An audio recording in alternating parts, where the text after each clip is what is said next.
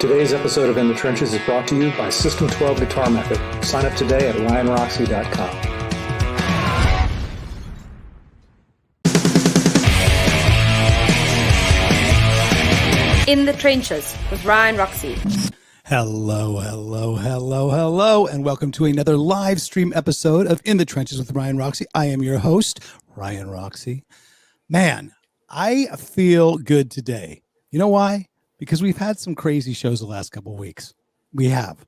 And almost like I haven't felt like, I feel that today is a step back into a little bit of an In the Trenches classic type of interview today. Because the last couple of weeks, we had Scream Idol on last week from Greece. And of course, they unearthed some stories from the old school days about a little bit, got a little over the line, got a little debauchery. I'm not gonna lie to you.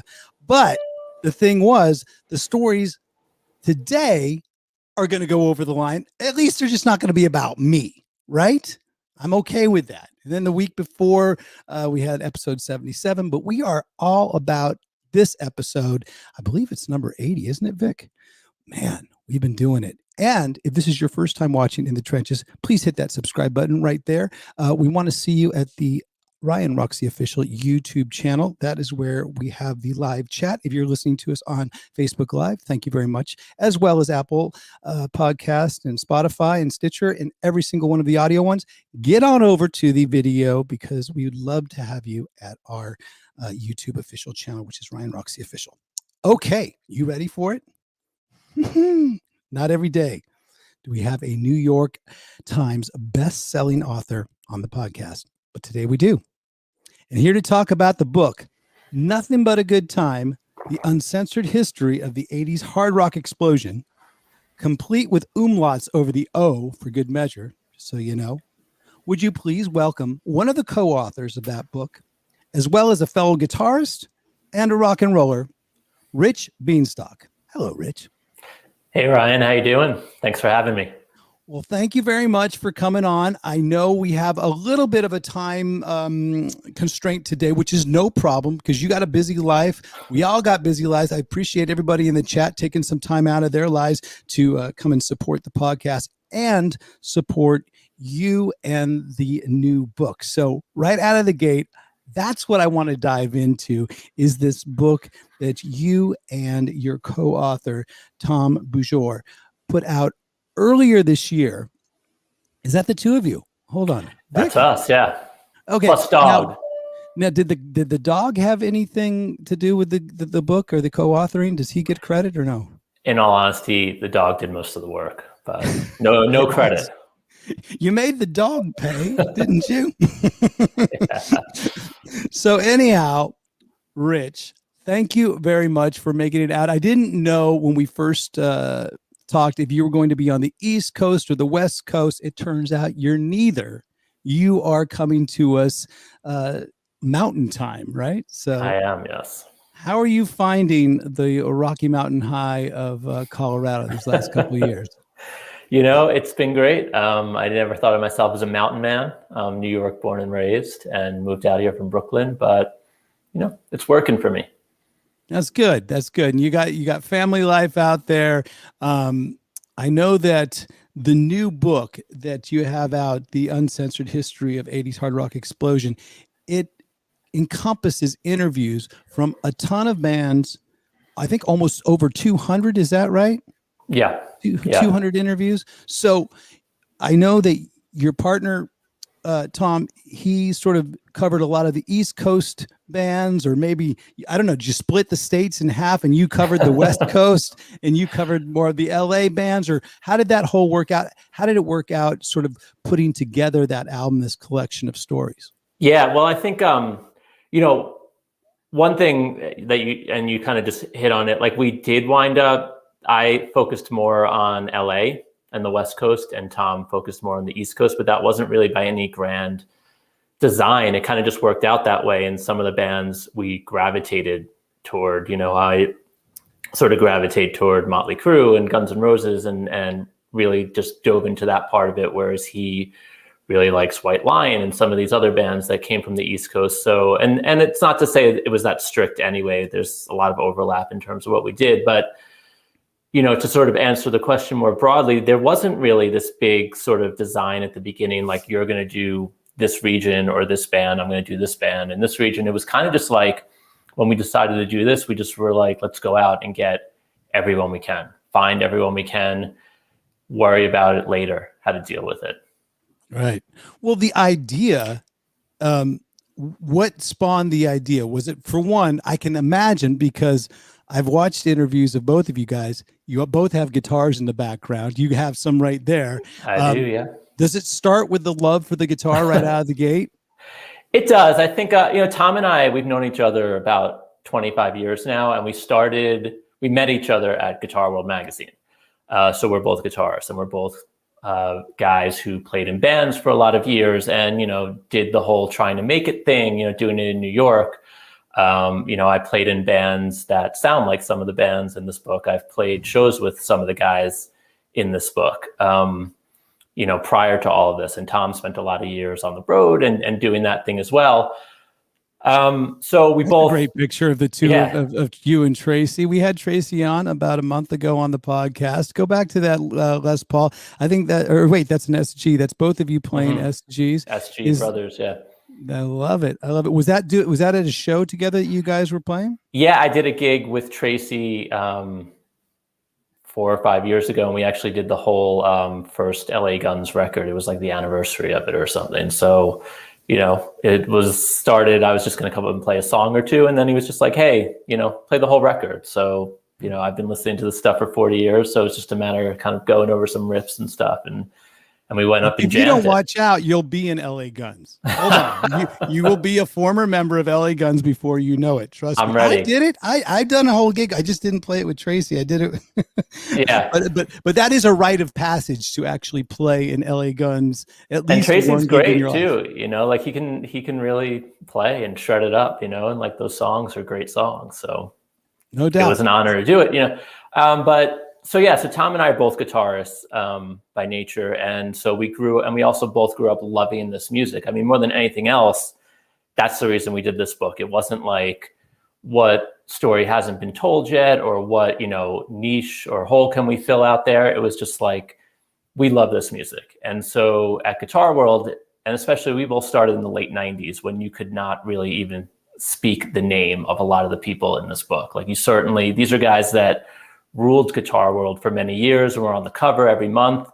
You couldn't even write 200 words about them in 1999. You couldn't cover George Lynch or Red Beach or Tracy Guns. Like it wasn't going to happen. But, that said, Tom and I, this is all we talked about at work, and this was just our passion and like these shredders and just all this music. So we actually started talking about this book probably decades ago. And it was always like, we should do this book.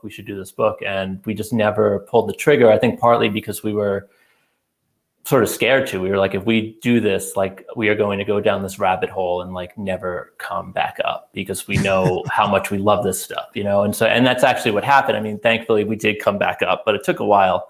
But when we finally decided to do it, it was like 2017. And we were finally just like, you know what, we have to do this thing. And also by that time, there's an appreciation for all those musicians that perhaps you couldn't have wrote about back in that particular year. Yeah. But now, as time goes on, that music is much more appreciated, much more respected. The musicianship, in itself. Yeah, Winger might have been a cartoon meme for some people, and that's kind of what Kip and Reb have said. They said, fucking cartoon ruined our career. But at the same time, you can't deny the friggin' talent and the great songs that came out of that band. Fucking Vic, look at these photos. Folks, you would think that this was not a live stream because Vic, he's so quick on the draw. As long as he's not quick on pressing and broadcast, we're all good. I think that would be fine. Yeah, but Ryan, you're right, and I think I don't know that we could have written this book in 2000, 1999, and not because forget about whether people would have bought it. It's more like, I don't know that the guys in the bands would have been so open to speaking about their careers in this way, because in the late 90s, like they were still kind of smarting and from what had happened to them, and rightfully so. I mean, these are guys that spent their whole lives like dedicated to a craft and rising to the top of what they do. Whether or not you like the music, you can't deny Warren DeMartini is an incredible guitarist. Kip Winger's a great musician. Like, you don't have to like what they do, fine, but not only are they not, cool anymore or selling records, like people don't even respect what they can do on their instruments, because now it's not even cool to be able to play your instrument like that. Right. So, they went through a tough time. And I don't know if they would have been able to talk about it with the right sort of perspective when they were still in it. But now in, 2019, 2020, whenever we spoke to them, like they were able to really look back on it very clear-eyed, and talk about what happened. And for the most part, 90% of that is all great stuff anyway. It's just the last 10% that often, hurt. I think it might have something to do a little bit too with social media becoming more engaged, with people being able to contact directly their favorite musicians, that before there used to seem this unattainability, that you could never even see them or talk to them. On stage is great. I don't ever want to have a conversation with Alice or Nikki Sixx or any of those huge rock stars that are out there when they're on stage. But when they come off stage, I felt that these last couple of years, especially, it's much more engagement, with direct engagement, because you realize that you have to be cool to your fans because they're the ones that actually create you in the first place. Yeah, I agree. And you're right. It's a different dynamic now. I mean, part of what I loved about this music growing up and what attracted me to it as a little kid was how larger than life these guys were. And it was like watching superheroes on MTV. It's like, yeah, I mean, Eddie Van Halen, like, Nikki Sixx, like the first video that really did it for me was seeing like Looks to Kill by Motley Crue, right? And like you look at that video and these guys do not look like they're of this earth. In addition to like just thinking the song was awesome, like you look at these guys and you're like, oh my God, like, I mean, or at least I was 7, 8 years old. Right. And it just like sort of flicked that switch for me. And so, that separation, I think, was a big deal in the 80s and sort of helped a lot of these bands create this image. Like, I don't know that it would work the same nowadays. I mean, maybe you would connect with fans in a different way that would be just as authentic, I mean, probably more authentic, but the connection was so immediate back then, partly because of that separation you had between fan and artist. The influence is so undeniable. Rick, Vic, if you can go, Rick, is that our new producer, Rick? Vic, if you can go back to that shot of Eddie Van Halen, I just realized something by watching it. That is the reason, folks, that I never got tattoos on my arms, because I wanted Eddie Van Halen arms. And if you go back to the live show right now, there's my Eddie Van Halen arms. I wanted those arms, and perhaps that's why I avoided the complete tattoo whole thing. I went through a couple different generations of rock and rollers getting tattoos. It's funny to see all these older pictures of these rock and rollers that don't have tattoos then in their first promo shots, and now it's sleeved out. I love it. It's just, again, the sign of the times. So it sounds like you guys were big fans to begin with, and obviously that helps out when you're putting together something that is so important for the rest of us that are big rock supporters, because you're talented writers and you're also fans as well. You had some other big fans that have been a part of this that are also big rock stars. You had Corey Taylor from Slipknot and Stone Sour write the foreword for this book. How did that come about? That's interesting, because we were looking for somebody to write a foreword that was not part of the book, because obviously we could have gotten any number of people, that are in the book to also write something at the beginning.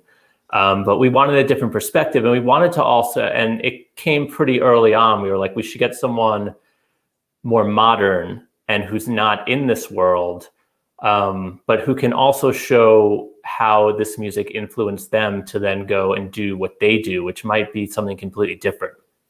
But just to show sort of how far out, like, sort of the tentacles reach for this music. And Corey came about, and it was sort of a team effort between Tom and I.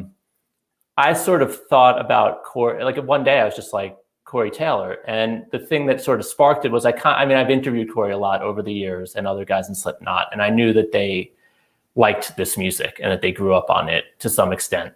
Corey Taylor, at one point, he was on Twitter and he made some tweet saying like that he had been trying to sing some Dokken song and like blew out a testicle, like trying to hit a Don Dokken high note, just sort of some jokey thing that he wrote. As you do, yeah. I blew out my testicles trying to sing like Robin Zander. That was years ago. Yeah. We all have that blown testicle guy. Yeah, Sebastian Bach, whoever it may be. For Corey Taylor, it was Don Dokken. And so then he writes this thing on Twitter, and Don Dokken responded. I forget what Don said, but they had this jokey little back and forth thing. And that sort of sparked it to me. I was like, this is the guy. Knowing also that Corey's very smart, he's well respected, he can write. And so I mentioned it to Tom because Tom used to edit Revolver magazine, which, was deep in that Slipknot world. So he had connections over there.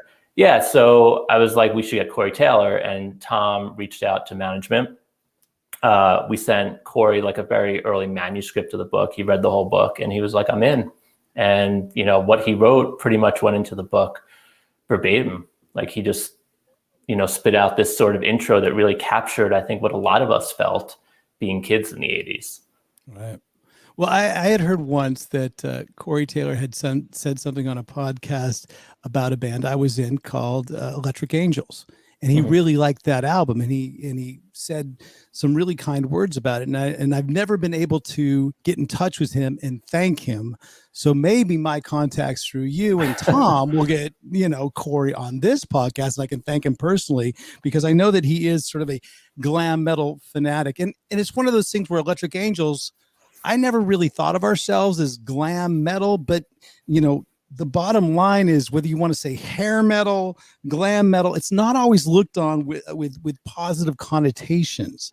And what do you like to refer all these bands, the genre? Because I would call it just an extension of classic rock and roll, but what is the correct term? Because I know that you have said that the worst thing you can do is call these bands hair metal, because then you just start instant arguments on Twitter. Yeah, I mean, like in the title of the book, we call it 80s hard rock, and that was something that we talked about a lot. And two main reasons that I prefer that term. One is that we did this book. We talked to like 200 people. You're talking to all these guys in the bands. They're opening up to you and really telling you, like, sort of their deepest, sometimes darkest secrets and memories, and like really trusting you with that information, and often passing you on to the next person. Like if we can't find someone, somebody might say, oh, I know him. And then they vouch for you. And now you're doing this other interview. To do all of that, like, we all know that the guys in this world do not like being called hair metal, and rightfully so. I mean, it's only ever meant in a derogatory way. So to do 200 interviews, to write this 600-page book, and then slap a title on it that's just going to be offensive to everybody in the book is just, we're just not going to do something like that, because it's offensive to them and it's disrespectful. The other thing is that I think it's also a very limiting term. I mean, if you look at this music in the 80s, if you grew up in that era between 80 and 90, liking music that was hard rock, sort of riff based, had, guitar solos in it, like, this is what it was. There was no other hard rock and roll that was going on. Like, if you played this type of music in those years, you had long hair, often big hair, you dressed outrageously. Like, that's what hard rock was. There's no other type of hard rock really in the 80s. There's metal, there's, indie, there's college rock, whatever, but hard rock, like, this is the sound of it.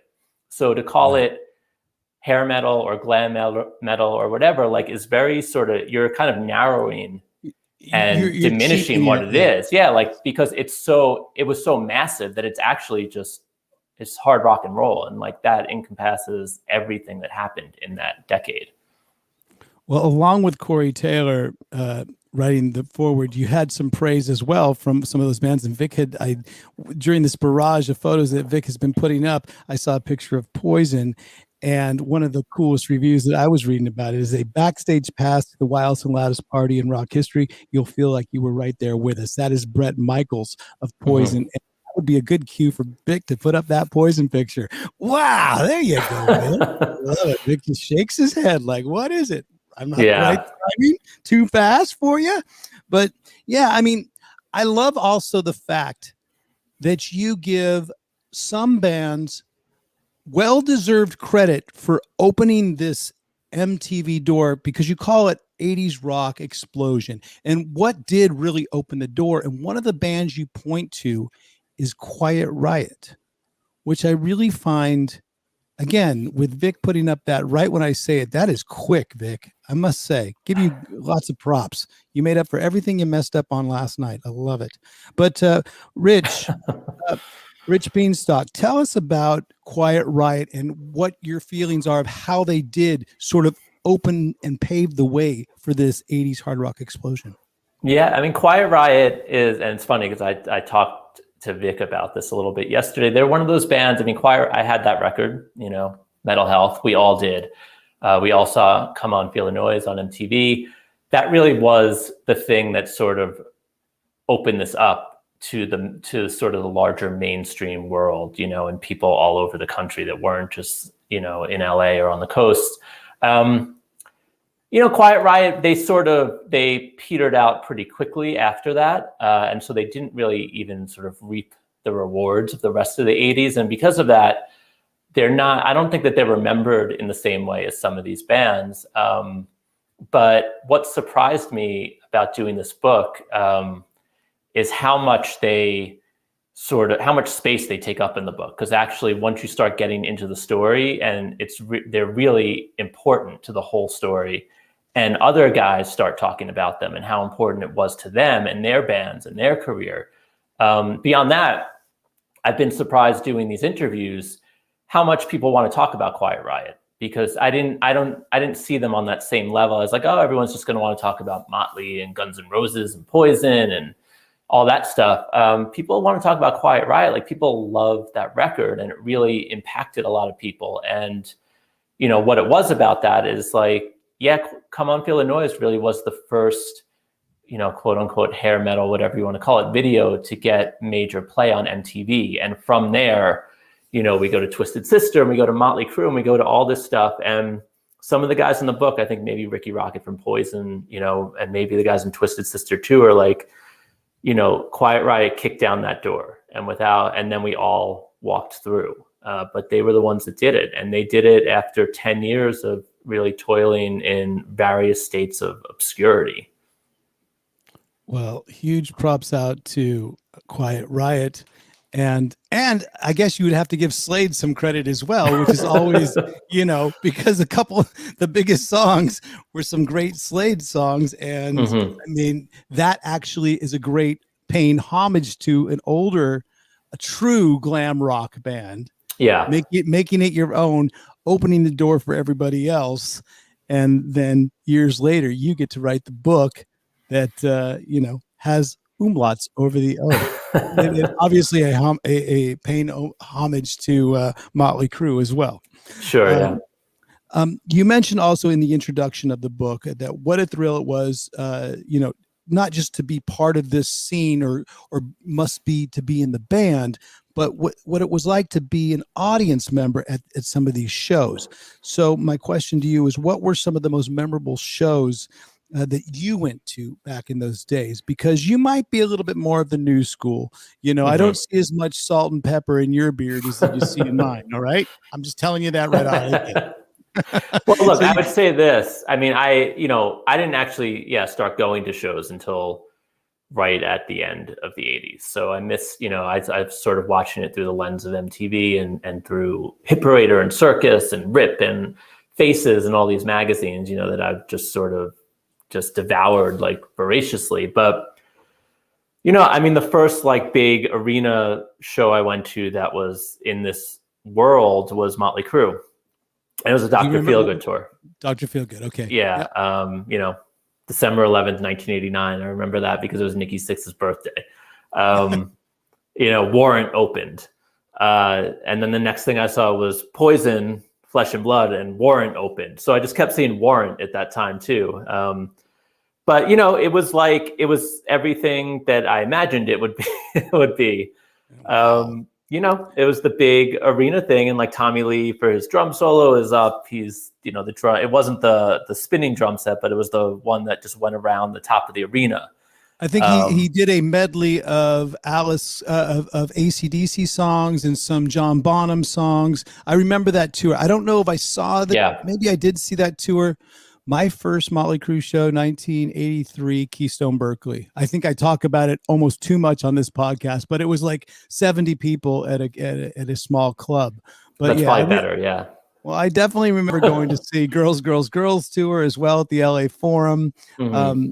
Shamelessly trying to pick up Vanity. I think Nicky remembers it, but he doesn't really want to talk about it. When we talked about, you know, when we see each other, it's always friendly. But yeah. Motley was a huge influence for me as well, but I did not know that Nikki Sixx's birthday was December 11th. That's very nice. That's good to know. Well, the more you know, December 1st. The more you know.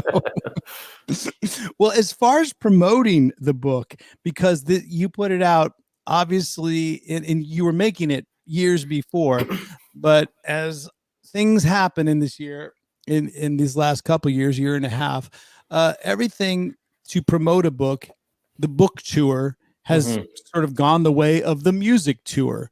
So what has been the best ways that you guys have been able to promote this book? And do you plan on doing a proper book tour once things start opening up as we eventually sort of climb out of this deep, dark rabbit hole? Yeah.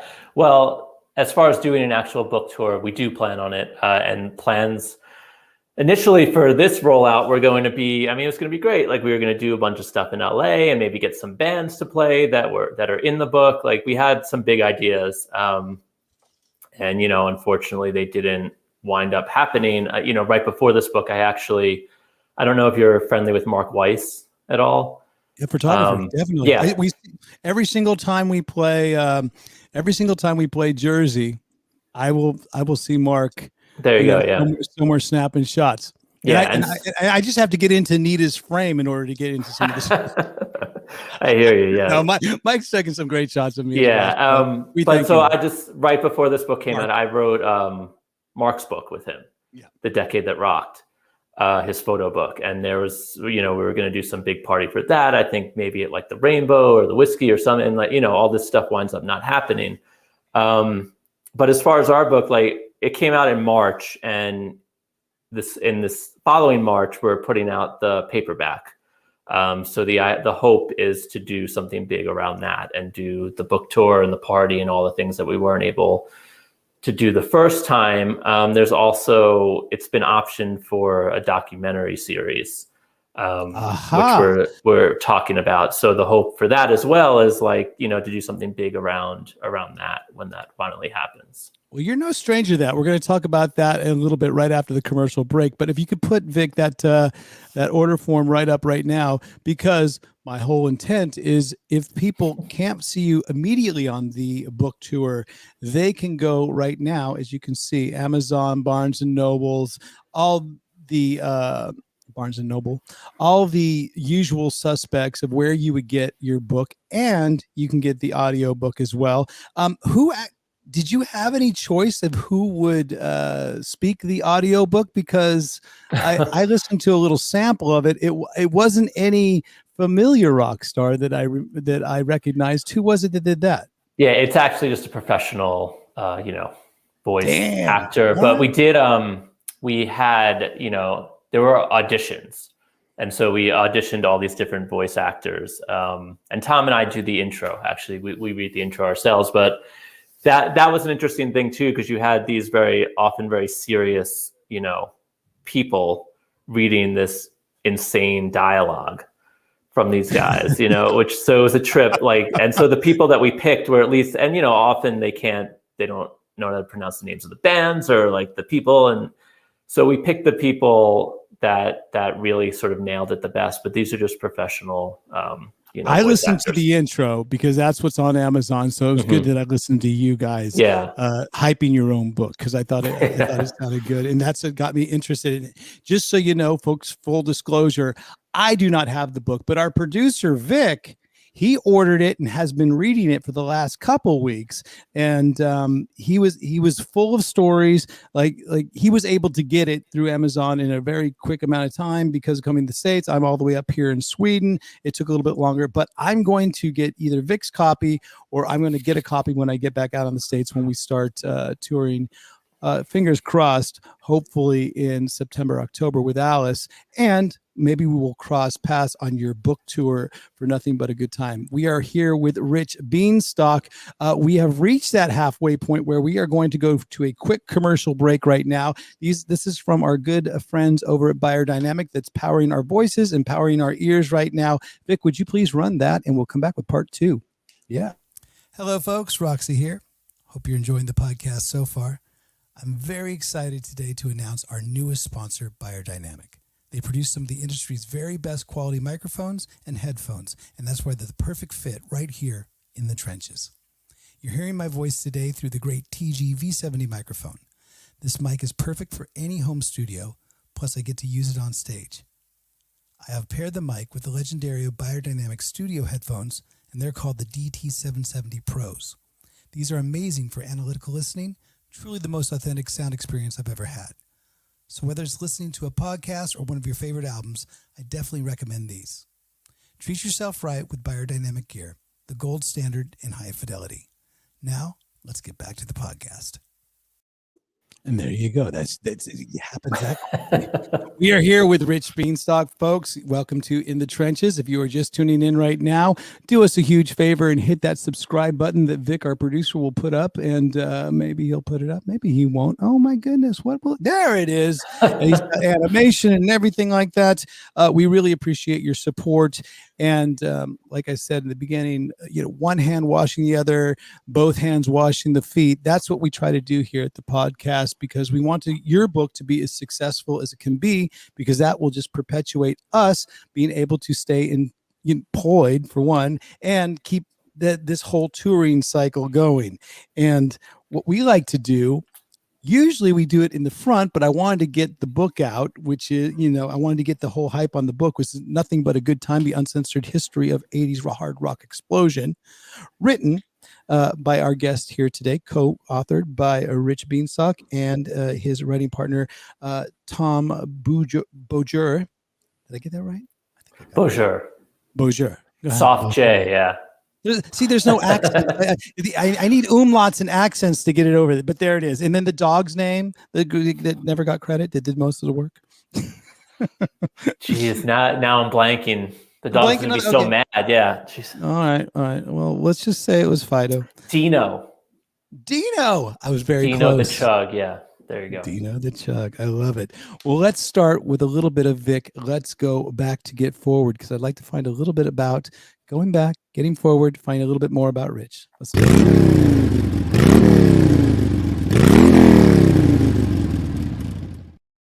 So you already mentioned that you and Tom met in the guitar world, the literal guitar world, Yes. magazine, and you had also worked for Guitar Aficionado magazine. Yeah. And all of this stems from the fact that you yourself play guitar, and I can see some in the background. Mine are fake, obviously, but hold on. Where's my real one? Damn it. Yeah. I got my 78 Les Paul right here with me. There you go. And I'm not sure what you have in the background over there. I'm just going to grab one of them just because it's significant for this. But. Please do. Go around and get it. Then we can critique your closet. And basically, you have a nicer chair than I do. Oh, look at that. That's amazing. Who did the custom paint job on that? Let's give credit where credit is due. Who did the work on I this? forget who we had do these, but this is another thing with Tom and I. We were just like, well, we have to get guitars made. So we did a giveaway, a contest when the book first came out, where somebody could win one of these guitars. But then Tom and I just ordered them for ourselves as well, because you can never have too many guitars, especially. Never, ever, ever. Now, who were your guitar heroes growing up, and what got you into playing it to begin with? Well, let's drop that. Guitar hero. I mean, what got me into playing? Like, I played violin for a lot of years, and that was mostly just because I wanted to play something with strings. Really, I wanted to play guitar, but I couldn't yet. But when I got into guitar, it was all the stuff that's in this book. Like, I wanted to be, more than anyone else, I wanted to be Slash. Because who doesn't want to be Slash? But it was all this. It was all these guys. It was your Warren DeMartinis and Mick Mars and George Lynch and any of these dudes. It was just Eddie, of course. And the arms, Eddie and the tattoo-less arms. I know your mother probably should thank Eddie Van Halen for her son doesn't have any tattoos. But yeah, it was this music and all of these guitars that made me want to do it. And it was just, I always just wanted to get closer to the music in any way I could. And one of the ways to do that was to learn how to play the music. And I don't really think I ever put that much thought into it, but I think it was just like, of course, eventually I was going to start playing guitar and learning how to play these songs. The first song I ever learned how to play on guitar was Talk Dirty to Me. So it's like I just went right there. That is a far cry from my first song that I learned, which after Smoke on the Water riff. I mean, come on, you had to learn Smoke on the Water. I learned it just on the high E string. Yeah, no, I couldn't even do chords yet. So just open string, 3rd fret, 5th fret, 6th fret. But yeah, the first actual chords I learned how to play was Talk Dirty to Me. So I love it. CC would be so proud. But yeah, and I love CC. Yeah. Well, you're no stranger to writing books about these iconic artists, and you've written other books. And we mentioned earlier that perhaps, fingers crossed, our big bombshell will be that the new book becomes a movie or some sort of TV project or some sort of Netflix deal. Who knows what happens with it? I hope it all works out for you, because again, it only helps out the whole entire genre of 80s rock and what we're doing. But you've also helped work on other books that have become movies and movies that have become books. And one of them was another very influential rocker of the 90s, Kurt Cobain, Montage of Heck. Yeah. And how did you released that pretty much in 2016. How did that all come about? Because I know that you collaborated with Brett Morgan, and he's an Oscar-nominated filmmaker. And what was it that got you into that project? Well, that's a case where the film came first, of course. So the book was like a companion to the Montage of Heck film that came out, which I mean was a big thing at the time, because it was the first Kurt Cobain project where, a lot of these people in Kurt's life do not get along, as we all know. And this was the first project where they all worked on something together. So you had the guys in the band in Nirvana, but you also had Courtney, and you also had Kurt's mother, and you had Kurt's, old girlfriend, like all these people that some of them have been at war with each other for a long time. So it was a big deal to get them all in on one project. The book came about, I had a relationship with this publisher because I had done a few books with them. I did a Slash book with them that Slash was involved in, and Joe Perry and Ron Wood wrote some stuff for it. And we did, this whole thing. It was sort of an illustrative history of Slash through the eyes of one photographer. And that went really well. So this other project came up, and it was actually kind of a rush job because the documentary, the Kurt Cobain documentary, was done already. And there was so much interview footage and transcript from these people like Chris Novoselic and Courtney Love and Kurt's mother, and like what winds up happening is only a fraction of it gets used in the actual documentary. So then you're sitting on all of this great material, and it's like, what do you do with it? And it's like, well, let's make a book out of it. And we did it oral history style as well. And it really, it goes through all of Kurt's life, really from childhood to the end, through the eyes of these people that really knew him, and that knew him, you know, in a really intimate way that we don't really know about. And it was fascinating because they're also, you know, they all have their different viewpoints of what went down. I mean, once you start getting into Courtney Love and Kurt's mother telling the same, you know, telling about a specific incident, like there's pretty much nothing that matches up in their memory. You know, and like, and look, I mean, because there's a lot of sides to every story. Yeah, there's a lot of bad stuff that went down. There's a lot of hurt, you know, and all this other stuff. But you know, we put this thing together, and honestly, I mean, this book that I just did was like 4 years. The Kurt Cobain book was probably like 7 days, honestly, like to put the whole book together. So you've experienced one to the other. And it was a miserable 7 days. But then again, at the end of 7 days, like we had a book, and that was great. I think you actually deserve an Oscar just for getting Chris Novoselics's name right. I've never heard anybody pronounce it right, and I can't even pronounce it. Yeah. And I just heard you pronounce it right. Chris Novoselic. Go ahead. You know, I don't know if it's a hard C at the end or not. Novoselic. But I think you got it right. Yeah, but it sounds better than when you say it than when I say it. I'm a professional. Nirvana, folks. Yeah. You are a professional. Well, I mean, but yeah, and like, but you know, and as much as I grew up on this '80s stuff, I was also a teenager in the early '90s, and I was in high school with Nirvana and all that stuff. So that's as much a part of my musical makeup as well. So it was just an amazing experience to work on that project, and Brett Morgan was incredible too, just to see how the mind of somebody like that worked. Like, he's a true artist, and just to see his mind sort of just go, and like, you know, we were off, and then it was just done, and it was a really like once in a lifetime type of opportunity. Well, I like the fact that you take your job, you have such a passion for it, because you start off as a fan, as we all do, and we never forget that. And there's a picture of you and I think Gene Simmons for some reason. Anything I'm saying, but there you go.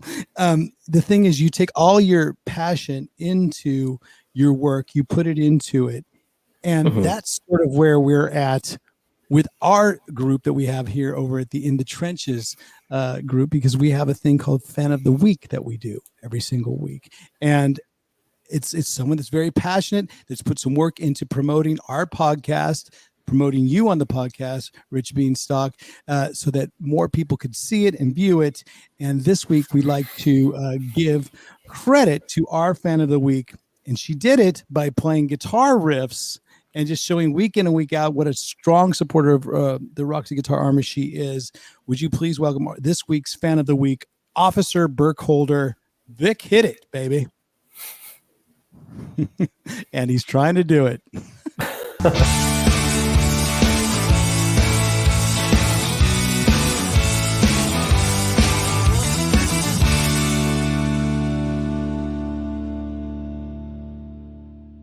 Congratulations, Officer Burkholder. There you are. Congratulations, Susan Burkholder. You now you just got to start writing books about us, and then we'll be right on key. So in the spectrum of rock, it keeps going. You know, whether you have the '80s hard rock explosion, you have the books about the illustrated books about Slash. You had Rush in there as well. Obviously, the Kurt Cobain book that we just picked up. But this was Aerosmith. You did a cool ultimate illustrated history of the bad boys from Boston. This is what made me think that you were originally from, up in the Northeast when I was doing the research. But it turns out you're from New York. But what was the fascination with Aerosmith? Aerosmith, just one of my favorite bands, always has been. Like, I am deep in that Aerosmith world. I've interviewed Joe Perry a bunch, spent time with him at his house in Boston and like at the Aerosmith warehouse and all those places. I've seen them on stage a million times. And it's just, they were a band that I've just always loved. And I love, really, honestly, like every era of Aerosmith. Like, I was going all the to 70s say that stuff. my next question would it be 70s Aerosmith, 80s Aerosmith, or perhaps even the 2000s Aerosmith, because it has evolved into such a progressive band that now is just mainstream completely. But for me, if I'm a little bit more old school, I go Bon Scott. I say Bon Scott, I say 70s Aerosmith, and I say Stephen Perry with Journey and not the Filipino guy. Yeah. And look, I mean, of course, 70s Aerosmith, like that's always going to be tops, but I will say, and not that I love the 80s Aerosmith that much, but the Pump era of Aerosmith, great album, might be, them at the top of their game in a weird 1989, way. right? Yeah. Like even Permanent Vacation, they're not quite there, but like you watch footage of Aerosmith on stage in like 89, 90, and I saw them on that tour as well. Like they're just phenomenal. And, as good as they were in this, actually as a live band, probably better than they were in the 70s, right? For certain reasons. But, there's like a video of them at the Marquee in like 1990 with Jimmy Page. He comes on and he plays with them and they're just like on fire. And like that record as well. And I'm sort of getting off track here, but I love Aerosmith and always have. I know everything about that band from like the deepest two cut. albums I listened to. It was right around that 1988, 89. And it was when I was making the Electric Angels album. We were in the UK, and the two albums that I played most during that 1 month or 6 week experience of recording the UK was Aerosmith Pump. Actually, 3 albums. Aerosmith Pump was out. Dr. Feelgood had just coming out as well. And then this new band called Alice in Chains. So there was that right. Never heard of that. And that was right when this transition started taking place. And it was really cool to see that Aerosmith almost was passing the torch on to all the new bands that would eventually, take over with grunge. Yeah. And, and actually I'm bringing up Alice in Chains, like, Jerry Cantrell's in our book as well in Nothin But a Good Time, and gives great insight into that sort of, changeover moment. Kim Thiel from Soundgarden is in the book as well. Right. We talked to him, and like these guys like have really good, perspective on what was going on. And also like, the whole sort of hair metal versus grunge thing, like they're just like Jerry Cantrell is like, I wasn't basing my career on trying to kill another style of music. Like what a moronic thing to try to do. Anything that was grunge was influenced by those bands anyway. Yeah, all those and he's like, and Jerry was like, Alice in Chains, we played shows with Extreme, we played shows with Poison, we played shows with Great White. Like at the beginning, like it was all that's just what was going on. I mean, Jerry Cantrell was in a band with one of the guys from Pretty Boy Floyd, and he knew those guys, and like there wasn't any sort of animosity. I mean, that came a little bit late. It wasn't necessarily any animosity at any point within the bands themselves, but it came from probably a lot of it from the media, and like it was this very sharp divide that happened. But the bands weren't out to kill anything or to separate themselves from anything. Like they were just expressing their own artistic value. I will say that the camaraderie that you would experience in the Seattle scene, the grunge scene, exactly the same as the camaraderie that you would see in those LA bands during the 80s. There was just this all for one for all. Everybody, if one band gets signed, of course there's competition amongst those bands, but if one band gets signed, it's good for all of us. Right. And I talk about it, this other famous show that I saw at the Roxy with Guns N' Roses opening up for LA Guns, and certainly the tide would change after that. But at the Roxy, and both bands kicking ass, and at that point, LA Guns headlining. But getting back really quickly to that early 70s Aerosmith era, I want to just give a quick shameless plug for next week's episode of In the Trenches, folks. And thank you very much for watching. We've had Rich Bienstock with us. But next week we will have one of the guitar players that it's fabled to have recorded the solo Train Kept a Rolling. And I think it's more than urban legend. It's actually fact at this point. Instead of fact or fiction, it definitely is fact. Steve Hunter will be our guest on the next week's episode of In the Trenches. So thank you very much with that. I know that we're going to wrap it up a little bit. I know that time has been a little bit consolidated today. I'd love to have you back on where we can talk a little bit more and explore a little bit more of these stories. But do you have one of the, maybe just pepper us with one of your favorite stories from Nothin But a Good Time to get people excited about it and get on that Amazon as quick as they can after this program? I think, if we're just sort of looking for something that's sort of, a little bit, sort of whet the appetite. Obviously there's a lot of the sort of sex, drugs, rock and roll type stuff in the book. I think you can't talk about this stuff without that. And one thing I'll say about that is, what we tried to do there, because you've heard a lot of these stories from the guys in the band. We've all read The Dirt and stuff like that. So we get a lot of these stories through the eyes of people that weren't necessarily in the bands, that are experiencing this thing. Because you ask Tommy Lee, about like, whatever, if you ask him about a groupie story, it's like that was every night of his life. Dude, it was every friggin' night, bro. So like, what is he going to really have to tell you? What's he going to remember that's going to stick out? But if you talk to the guy who worked at Elektra and handled Motley Crue, and we did talk to that guy, and he tells you about the one night he went to see Motley Crue headline some mini arena in like Oklahoma in 1985. And he goes backstage and he tells you see the backstage scene and what's going on there through his eyes, a regular 9-to-5er. Then it's like, holy shit, like this is not normal what's going on. A completely different, but real perspective of it. Yeah. And so there's stories like that. But then, like there's a great, another story I'd point to, there's a lot of really good Dokken stories in the book because they're just sort of an insane band and their inter-band relationships are kind of nuts. And so like we go really deep into the recording of one of their records, a record called Tooth and Nail, right? Which is like 1984 or something. And the reason we wind up going so deep into it is not because we intended to, but as we start talking to people about the recording of that record and the studio sessions, it just gets crazier and crazier. And like it started with Tom Werman, who produced the record. And produced so many great records. Yeah, Tom Werman is like, and like this is great Cheap Trick records. Right. And like Motley Crue and all these guys. So he's like the guy. And this is his first record with Dokken. This is sort of a make or break moment for Dokken. And they get into the studio and they just act like complete insane like children, and like they're pulling. They're dysfunctional. Yeah.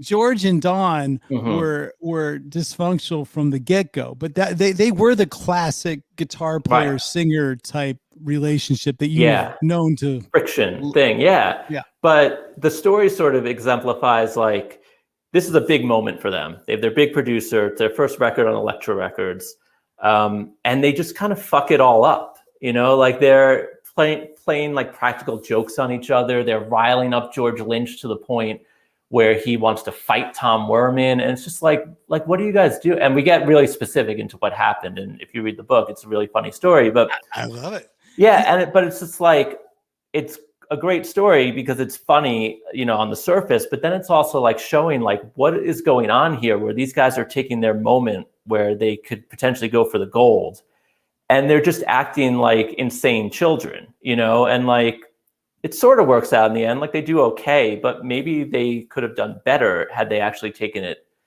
seriously, the way a guy like Nikki Sixx would. Even though Nikki Sixx is crazy in his own way, he knows when to get down to business and do his job. These guys really didn't. Well, I love the fact that you did involve managers, producers, engineers, label executives, publicists, stylists, costume designers, photographers, journalists, magazine publishers, video directors. You put the whole gamut into this book. Roadies, groupies, hangers on, everybody. Damn. Everybody check out Nothin But a Good Time, the uncensored history of an 80s hard rock explosion. I am going to basically get on out of here with you right now, but I need people to find out where they can find you and where they can find the book. For those that are listening on the audio broadcast, Rich, would you please tell them what's the best way to get in touch with you and the book? Sure. Yeah. Well, as far as the book, on Facebook and Instagram, we are at Nothin But a Good Time Book.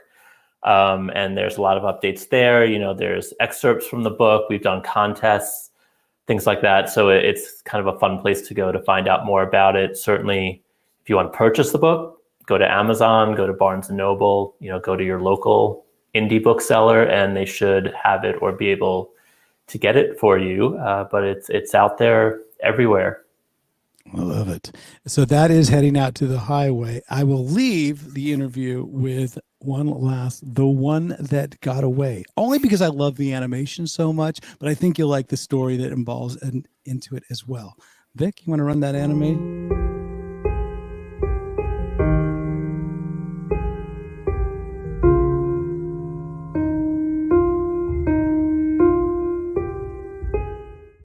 Is The One That Got Away. And you know what? This is your choice, Rich, because you are a guitar player and you love guitars as much as I do, as much as we all do. You and Tom both love guitars, so much so that you wrote the book and about all these great bands. But The One That Got Away is about a guitar or a piece of equipment that you had to sell or that was stolen or lost.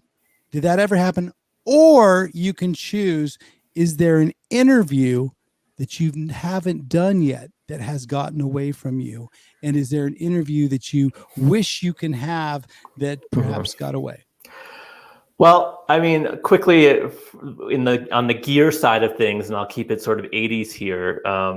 One of my first guitars was an Ibanez Red Beach model Voyager, which didn't hang around that long. It's discontinued, of course. And it was like, early 90s, crazy shape, your sort of low pro edge, like tremolo system, all like the fixings and everything, which I did eventually sell for what is my main guitar now, which is a Gibson SG, which I love. But I would still love to have that Voyager, because now it's almost like, a relic of a past time that doesn't really exist anymore. And it's almost like retro in a weird way.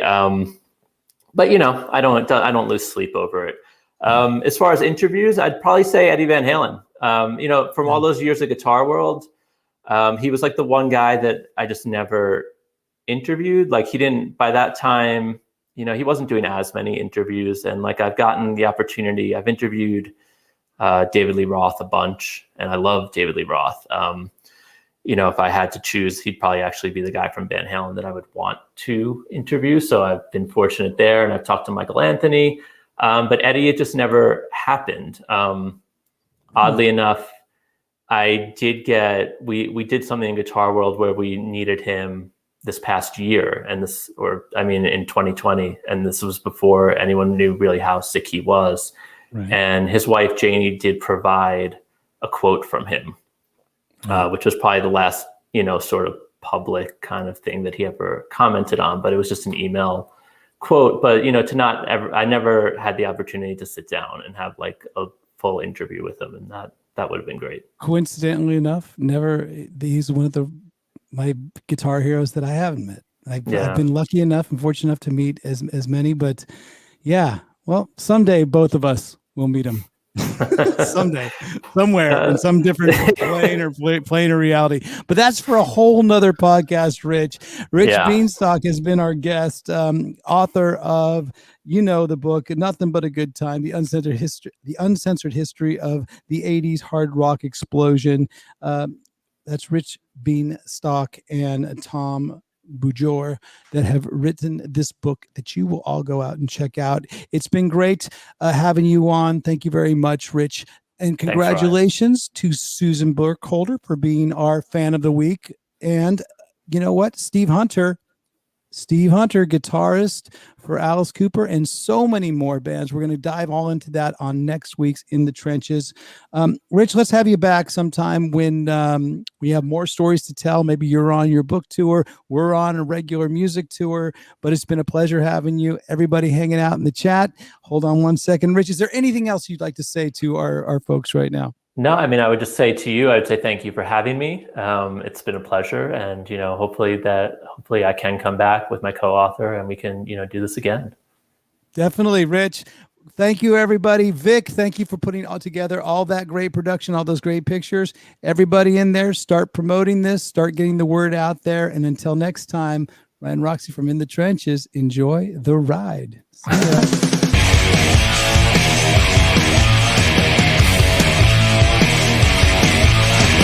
Trenches with Ryan Roxie.